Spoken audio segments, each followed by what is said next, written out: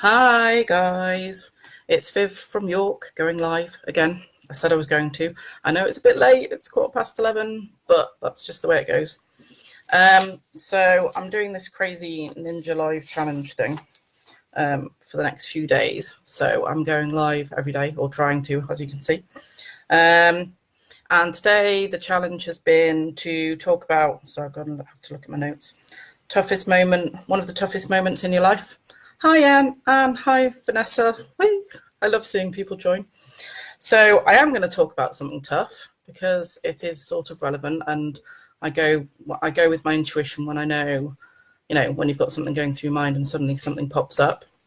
So I thought I'm going to go with it. So one of the toughest moments in my life, and let's be honest, we all have a few, was when I lost a baby between having Zach and Indy. And I had a certain miscarriage, so it's called a molar pregnancy. It can become cancerous, but I was very, very lucky that mine didn't. But I was monitored for like 9 months to check that it wasn't becoming cancerous, which meant I couldn't get pregnant. And I'm one of those people who's, when they're told they can't do something, suddenly I want to do it. So that was really tough. Losing the baby was tough, obviously, and I lost it at 19 weeks. So people had already started saying, "Oh, you're pregnant again? Oh, that's really exciting." And little Zach, who was 2, must have been 2, nearly 3 he turned 2 on the day that the baby was removed. So yeah, he sort of knew what was going on. So that was one of the toughest moments in my life. And well, I was going to read a poem, but I don't know whether to read it or not. Maybe I'll post it below if anybody wants me to post my emotional poem below. Probably not a good idea because I'll probably end up crying. So that was one of the toughest moments in my life. And I went on to have little Indy, which I wouldn't change at all. Hi, Charlie.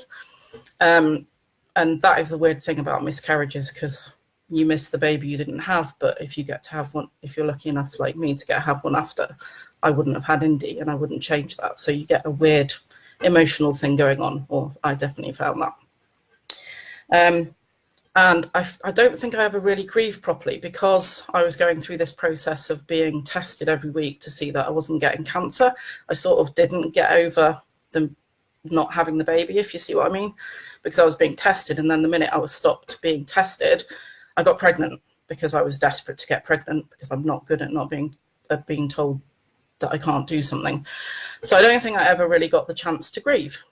And I think that ended up with me getting quite angry about stuff, because I just carried on with life, had another baby. So I think the moment came when I was wheeling Zach down the hill with Indy on my chest, and Zach had forgotten to bring his shoes, and we were halfway to the car. Dave had driven to work, and I always wanted a bit of exercise, so we were walking to the car, and he hadn't got his shoes, and I went absolutely ballistic. And I mean, I went ballistic, yelling at a 3-year-old for forgetting his shoes. I thought, oh, I need to do something about that. That's not good. So I went and did something called the Hoffman process, which I'll post below if anybody wants to know about it. It's an 8-day sort of residential transformative process to sort of deal with your patterns and some of that anger stuff. I very much felt was a pattern that I'd got into. Didn't really acknowledge the grief, though, weirdly enough. But yeah, I went and did Hoffman, and that sort of changed my life.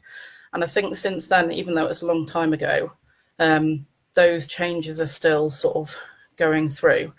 But one of the things that I thought was very important was to keep acknowledging your emotions. So obviously I'm talking about a miscarriage that happened. Zach's just about to turn 17, so it happened 15 years ago, and it still affects me, because if I tried to read this poem, I would probably start crying. And I think the thing that I've learned along the way is you have to acknowledge your emotions, whether that be anger, grief, anything, that those things can keep coming up. So you might think, oh, that happened and whatever, but I think it's really important, if those emotions come up like they have for me today, just because this thing popped into my head, what was a tough moment in my life. Bye, Charlie, that's fine. That emotions are there for a reason. But one of the things I really like, and one of the quotes I came up with today, where I was looking through thinking about anger and grief and everything like that, and why I was really glad I did the process to get rid of some of my anger was, I love this quote. So, for every minute you remain angry, you give up 60 seconds of peace of mind. And it was really interesting because one of the things I was thinking, I wish I'd had when I had the miscarriage, is some of the oils that I use. And I was talking to somebody at a class about them this morning, and she actually ended up buying an emotional kit because that's what she decided she wanted. So the company I work for does a really amazing emotional aromatherapy kit. And I was like, oh, that's really interesting. Those oils would have been really useful when I was going through my tough point. And one of the things, they've got a lovely blend that includes things like frankincense and patchouli and rose that is for comfort and consoling and emotional comfort. And that was one of the oils that the woman this morning really want, just to think, oh, if I'm feeling a bit down, I can put that on. And also the peace blend, which I thought was really good from that quote. For every minute you remain angry, you give up 60 seconds of peace of mind. And the peace oil has got some wonderful, the oil of centering, which is vetiver, and the oil of clarity and vision with clary sage, and the oil of connection, which is marjoram, and loads of other things. And it's for those who lack inner peace. And I'm just thinking, oh, it would have been really good to have those when I was dealing with all that stuff. But I didn't, and I found a way through it, and that's great. But I just thought, it'd be good to share that because I've been challenged to do it, so I thought I would.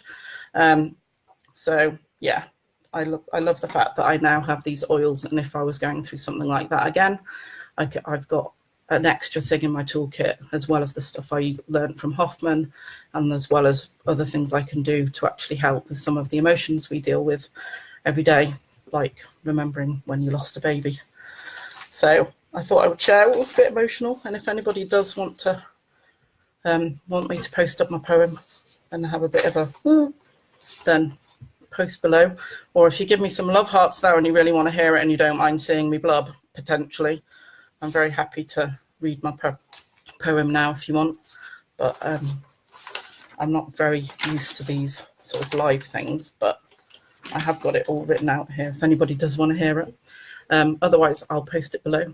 And thank you for being on the live, everyone. That's really cool. And it's really nice to see you. Oh, Gwendolyn, I didn't see that you joined. Hi. I love the fact it pops up there. It's really lovely. Anyway, I will love you and leave you, especially soon as I probably need to go to bed. If anybody does want to see my poem, then comment below or send me a private message, and I'm very happy to share it with you. Okay, take care, everybody. Bye.